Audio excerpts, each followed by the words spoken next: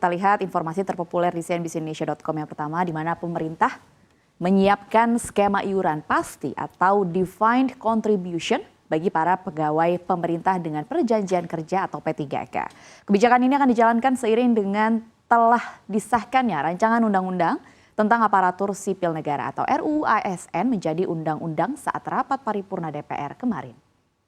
Menteri Pendayaan Aparatur Negara dan Reformasi Birokrasi Abdullah Azwar Anas mengatakan undang-undang yang akan menggantikan Undang-Undang Nomor 5 Tahun 2014 itu mengamanatkan pemerataan kesejahteraan bagi ASN, baik PNS maupun P3K, termasuk hak jaminan pensiun. Maka kini P3K akan mendapatkan hak seperti PNS. Jadi P3K dan juga ASN akan dijadikan ke dalam satu sistem. Mereka juga akan dapat pensiun karena kedepannya sistemnya defined contribution.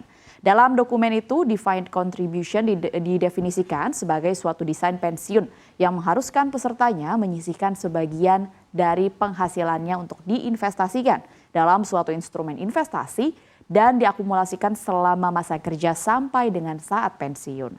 Sedangkan mekanisme pendanaan yang digunakan adalah pay as you go yang dibiayai dari APBN. Implikasi dari program pensiun manfaat pasti dengan pendanaan pay as you go menurut dokumen tersebut ialah pemerintah membayarkan manfaat pensiun pada saat PNS memasuki usia pensiun sesuai dengan peraturan perundang-undangan.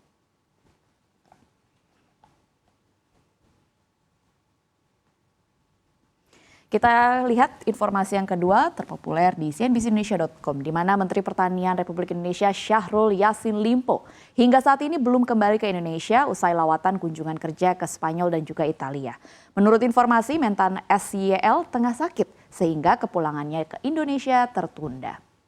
SYL tengah disorot sebab Komisi Pemberantasan Korupsi atau KPK sedang mengusut kasus dugaan korupsi di Kementerian Pertanian.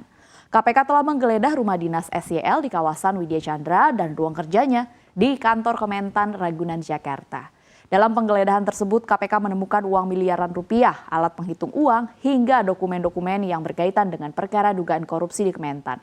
Selain itu ditemukan juga 12 senjata api yang kasusnya akhirnya dilimpahkan ke Kepolisian RI.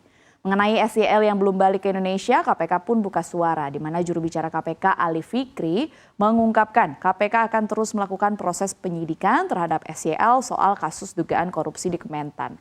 Adapun sampai saat ini imigrasi belum memasukkan SYL dalam daftar pencarian orang atau DPO karena belum ada surat rekomendasi dari KPK. Bendahara Umum Partai Nasdem Ahmad Syaroni memastikan Mentan SYL akan kembali ke Jakarta dalam waktu dekat. Menurut Syaroni, SYL akan kembali ke tanah air pada Jumat 5 Oktober mendatang.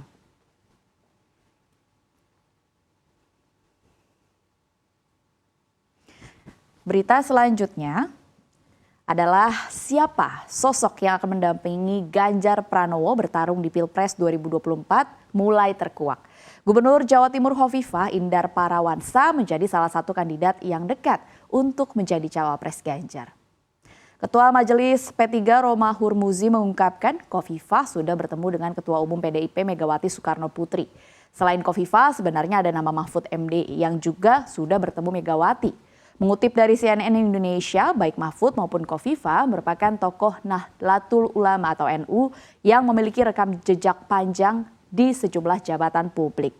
Sementara itu, Sekjen PDIP Hasto Kristianto membenarkan bahwa kabar Khofifah sudah bertemu dengan Megawati. Menurut Hasto, pertemuan antara Khofifah dengan Megawati memang sering dilakukan. Namun Hasto tidak mengungkap tegas apakah pertemuan tersebut turut membahas soal isu cawapres Ganjar. Hasto mengatakan pertemuan antara Megawati dengan Khofifah membahas soal visi kepemimpinan ke depan.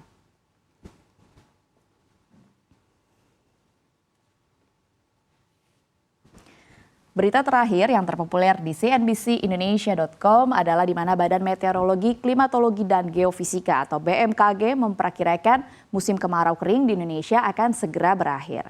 Meski demikian, level El Nino moderat masih akan terus bertahan. Seperti diketahui saat ini Indonesia sedang mengalami musim kemarau. Namun lebih kering dan juga panas dibandingkan dengan musim kemarau biasanya. Kondisi ini dipicu oleh fenomena El Nino dan IOD positif yang menyebabkan anomali kenaikan suhu dan berkurangnya curah hujan dari kondisi normal.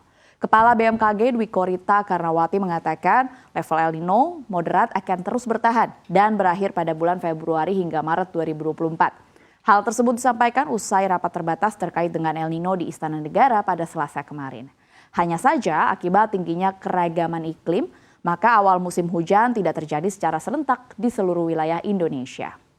Pengaruh El Nino akan mulai berkurang oleh masuknya musim hujan sehingga diharapkan kemarau kering ini segera berakhir secara bertahap. Ada beberapa wilayah yang masuk musim penghujan sebelum bulan November dan ada yang mundur, tapi sebagian besar pada bulan November. Dwi Korita pun menjelaskan puncak musim hujan diprediksi akan terjadi pada bulan Januari hingga Februari 2024.